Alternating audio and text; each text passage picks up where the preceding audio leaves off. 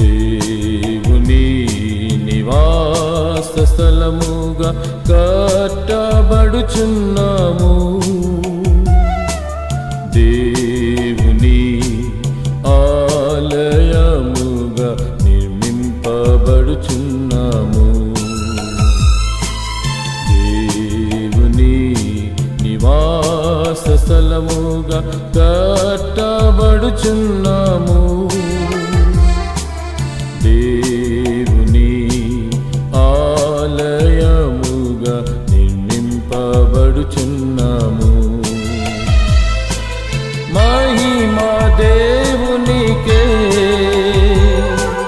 ఘనత దేవునికే, మహిమా దేవునికే,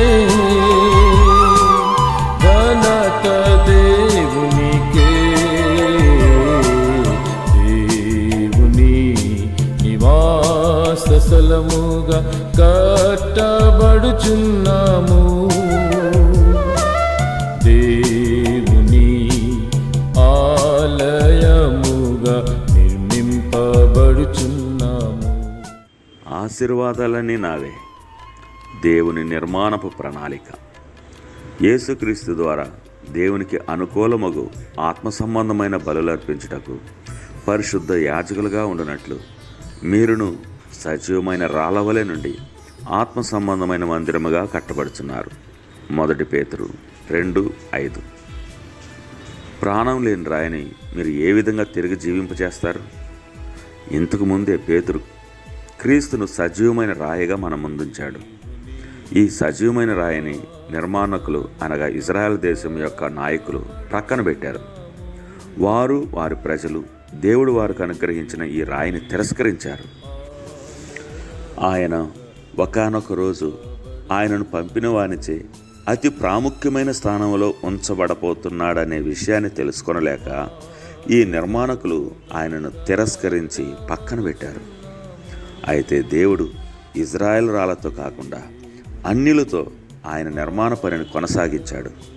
ఆయన ఈ రాళ్లను మానవ జాతి నుండి తీసుకుని వచ్చి వాటిని సజీవమైన రాయికి అంటే క్రీస్తుకి తగిలించడం ద్వారా ప్రతి రాయి ఆ జీవము గల రాయిలోని జీవాన్ని పొందుకున్నాయి. తద్వారా క్రీస్తు వాటిలో నివసించి నిర్మాణములో భాగస్వాములయ్యే అర్హత అవి పొందుకున్నాయి. ఆ మహిమాన్వితమైన ప్రణాళిక ఈ రోజు వరకు కొనసాగుతూ ఉంది. దేవుడు తన పరిశుద్ధాత్మ ద్వారా దేవుని యొక్క అమూల్యమైన ఎంపిక చేయబడిన సజీవమైన రాయి ద్వారా ప్రతి ఒక్కరిని జీవింపజేసి ఈ ఆత్మీయ నిర్మాణాన్ని కలుపుతున్నాడు. ఈ ఉపమాలంకారాన్ని వివరిస్తూ మధ్యలో పేతురు చెప్తున్న విషయం ఏంటంటే, అలాంటి దేవాలయంలో బలులు అర్పించడానికి ఆ ఆత్మీయ ఇంటిలో యాజకులను తప్పక కలిగి ఉండాలి. ఈ యాజకులు ఎవరై ఉండాలి? వీరిని ఇజ్రాయేలులోనే లేవి గోత్రం నుండి తీసుకోవాలా? లేదు.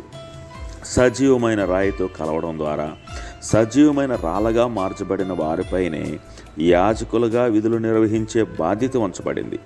ప్రభువైన యేసుక్రీస్తు ద్వారా దేవునికి ఆత్మీయ బలులు అర్పించే విధులు వారు నిర్వహించవలసి ఉంది. దేవుని ఆత్మీయ మందిరములో నివసిస్తున్న దేవుడికి బలులు అర్పించుటకు ప్రతి విశ్వాసి యాజకుడిగా పరిశుద్ధపరచబడి ప్రత్యేకించబడ్డాడు. మనలో ఎవరు కూడా ఈ యాజక ధర్మాన్ని పాటించాలి అనే పిలుపు నుండి, పని నుండి తప్పించుకోలేం.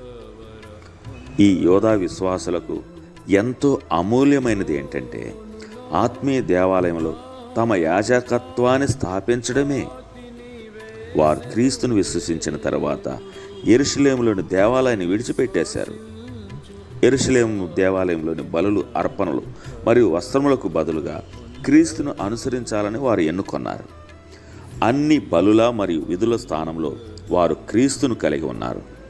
వస్త్రాల స్థానంలో క్రీస్తు యొక్క నీతి అనే వస్త్రాలు ధరించారు. జంతు బలుల స్థానంలో క్రీస్తు ద్వారా సజీవమైన బలులుగా వారికై వారు సమర్పించుకున్నారు. దేవుడు ఈ నూతన విశ్వాసులకు ఇచ్చిన ఆత్మీయ ఆశీర్వాదాలు మరియు బాధ్యతల ద్వారా వారు యెరూషలేములో వదిలివేసిన దేవాలయం కన్నా మహిమాన్వితమైన దేవాలయాన్ని నిర్మించారు. యాజకులముగా మనం కూడా దేవునికి ఆత్మీయ బలులు అర్పించాలి. తండ్రి, నీ ఆత్మీయ దేవాలయంలో నన్ను యాజకునిగా ప్రతిష్ఠించినందుకు వందనాలు. ప్రతిదినము నా కృతజ్ఞతలు, ఆరాధన మరియు స్తుతులు అనే బలులను నీ సన్నిధిలోనికి నేను సంతోషంగా తీసుకొస్తాను.